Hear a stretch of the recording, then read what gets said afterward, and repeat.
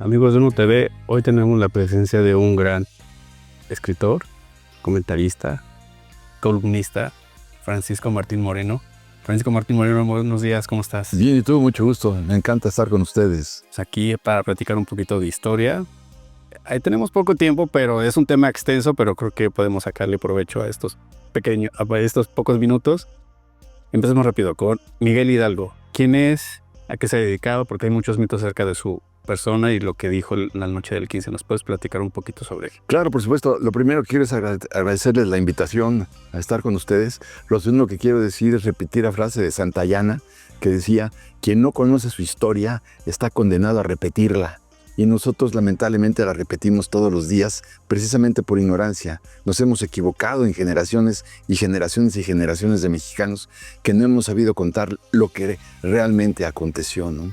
Entonces, en relación al cura Hidalgo, que es un tema fascinante, bueno, pues él era rector de la Universidad Nicolaita.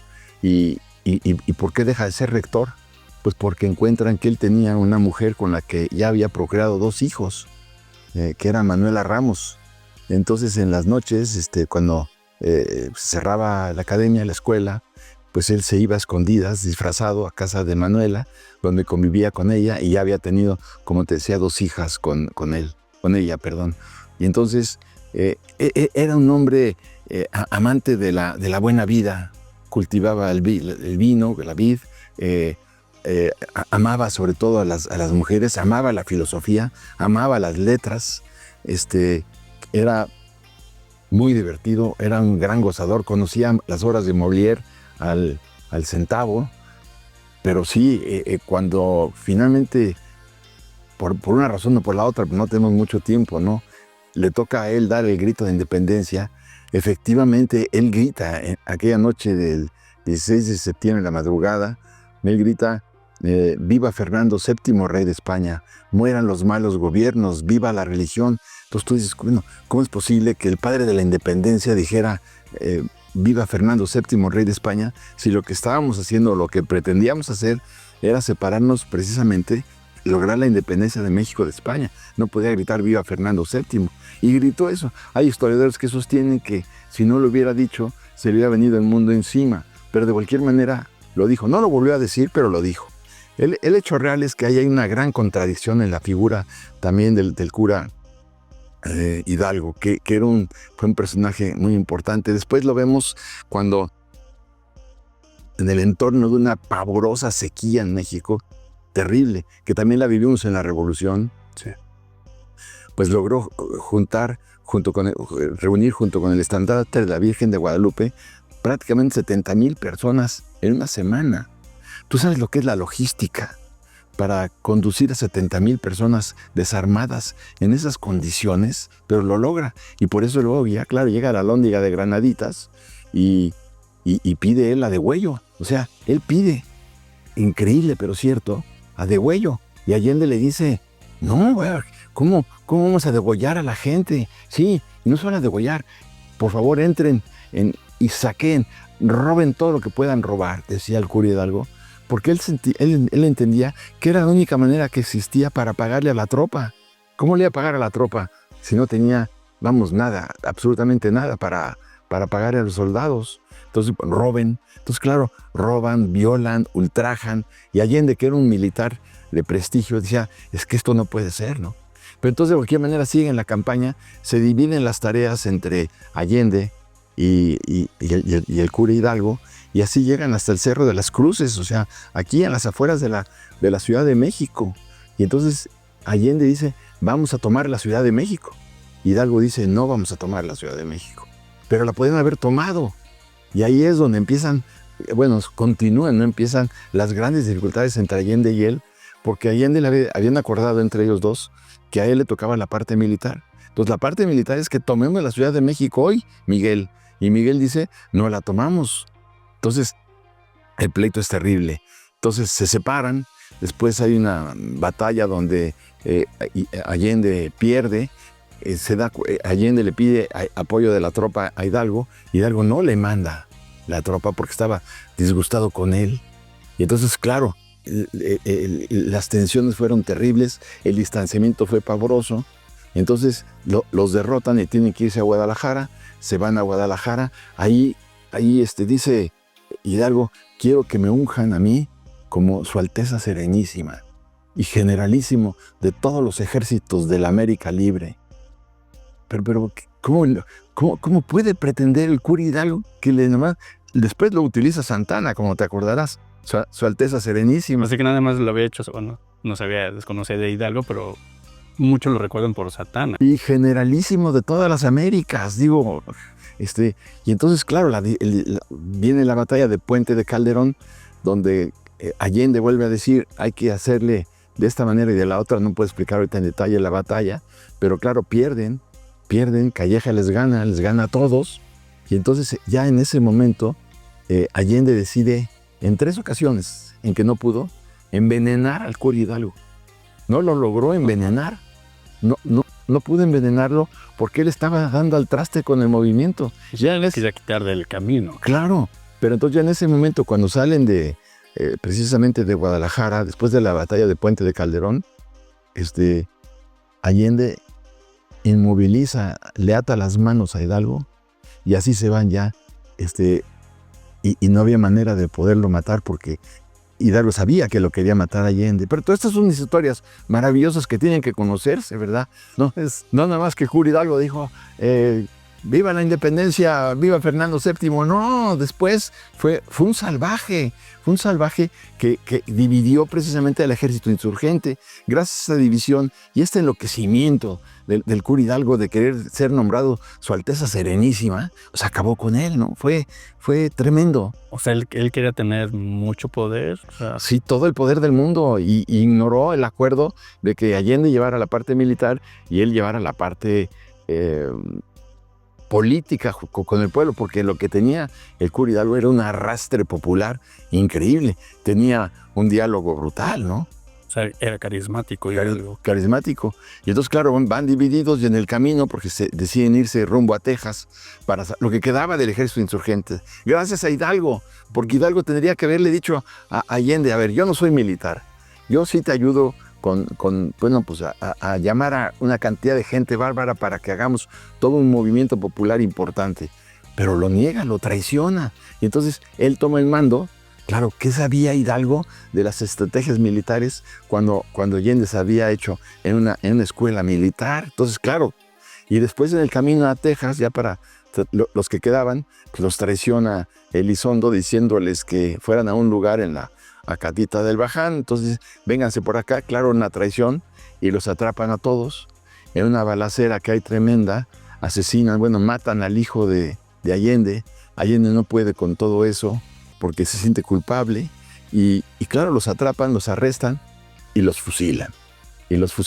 Es interesante ver cómo en la noche anterior del fusilamiento de Hidalgo, es para una novela, él con un gis blanco escribió en las paredes, no tenía papel obviamente, ni tinta, ni le dieron nada, pero en esa pared escribió sus últimos deseos, sus confesiones ante Dios y luego cuando los comulgan, porque tenía él la tonsura, ya sabes que los sacerdotes tienen esta calvicie obligatoria, le ponen ácido en donde está la tonsura y después, como ya tenía en sus manos los santos sacramentos, le echan ácido en las manos, en la piel, y luego se la raspan con unos cepillos de acero porque era indigno de haber tenido los santos sacramentos.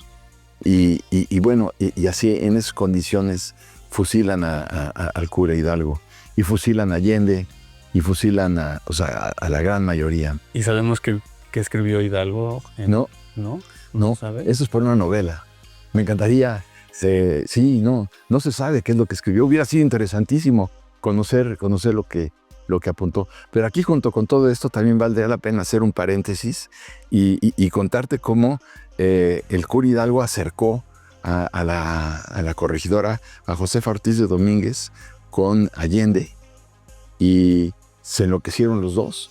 La corregidora ya tenía 13 hijos con el corregidor, con Domínguez, que era el corregidor, y se conocen, se enamoran, Allende y corregidora.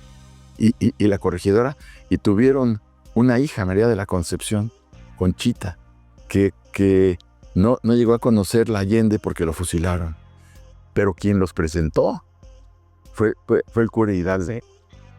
Eso no sabía. Está interesante de toda la historia.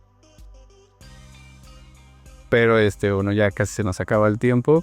Si me pudieras decir 5 mitos que tenemos acerca sobre la independencia de México, ¿cuáles dirías? Yo te diría, qué gran pregunta. La primerísima que me viene a la mente es la de Matías Monteagudo. El padre de la independencia de México se llama Matías Monteagudo. Y nadie sabe eso, o muy pocas personas lo saben. Matías Monteagudo había sido inquisidor, Matías Monteagudo había sido regidor, Matías Monteagudo era la máxima autoridad clerical. Y entonces cuando Napoleón invade España en 1808, entonces el virrey Iturrigaray decide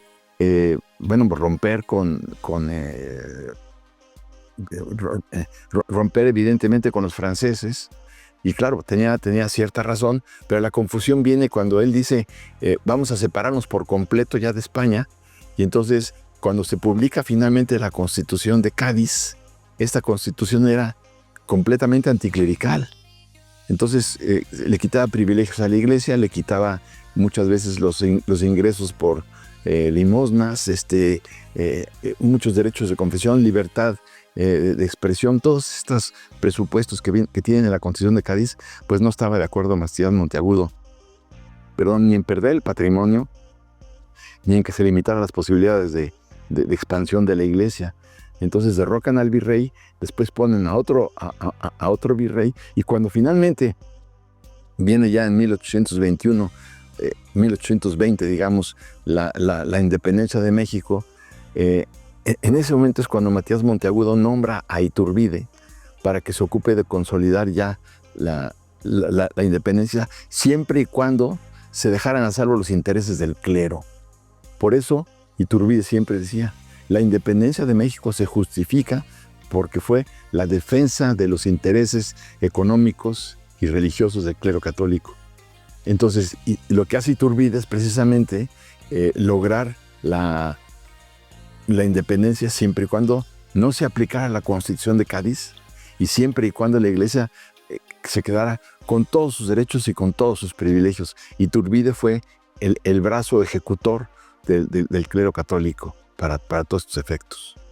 Entonces, esto es importante subrayarlo. Bueno, otro tema muy importante pues es el que decíamos de Allende, que era un figurón militar, y que gracias a esto pues él no pudo llegar a más, pero el verbo hubiera no se debe conjugar en la historia porque suena muy feo, pero él hubiera sido uno de los grandes líderes, ¿no? Pero bueno, ya sabemos lo que pasó con Allende, ¿no? Morelos, por ejemplo, Morelos también, a él lo fusilan en 1815, pero él era otro hombre que tenía otra visión de Estado distinta de la de Hidalgo. Morelos sí que tenía una visión de Estado. Morelos hace la Constitución de Apatzingán, una constitución brillantísima, promisoria. ¿Y qué pasó con Hidalgo? Lo fusilaron. Entonces empieza a hacer un recuento y dices, si tú comparas a los Founding Fathers, a los padres fundadores de los Estados Unidos, con los padres fundadores de México, pues verás que a ninguno de los padres fundadores de los Estados Unidos los fusilaron.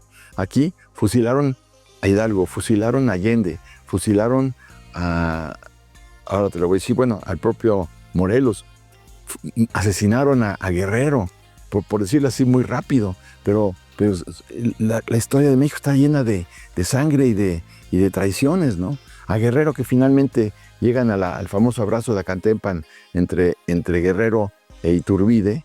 Entonces tú dices, Guerrero había aceptado la alianza con Iturbide. Bueno, pues a Guerrero y a los insurgentes, cuando se da el desfile del ejército trigarante, los insurgentes van en la cola, ni siquiera los consideran. Es increíble todo eso, ¿no? Entonces, Guerrero, por ejemplo, no hay que perder de vista que era un hombre que no sabía leer ni escribir. Guerrero. Entonces, por eso creo que es tan importante destacar todos estos puntos y que la gente entienda qué fue lo que pasó, ¿no? Y el papel tan importante que jugó la invasión española en México. O sea, la invasión francesa, quiero decir, en México, la invasión napoleónica, ¿no? Sí. Pues, Francisco, creo que hay mucho que esas. El tema es muy largo, la verdad, el tiempo es muy poquito, pero pues creo que con lo que nos acabas de decir ya es un poquito, nos queda un poquito claro acerca más de la historia.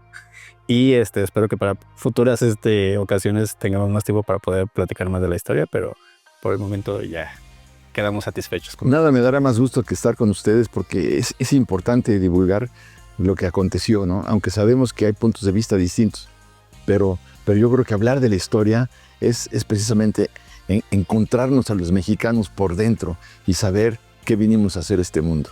Así es. Francisco, muchas gracias. A ti, muchas gracias. Muy amable. Muchas gracias.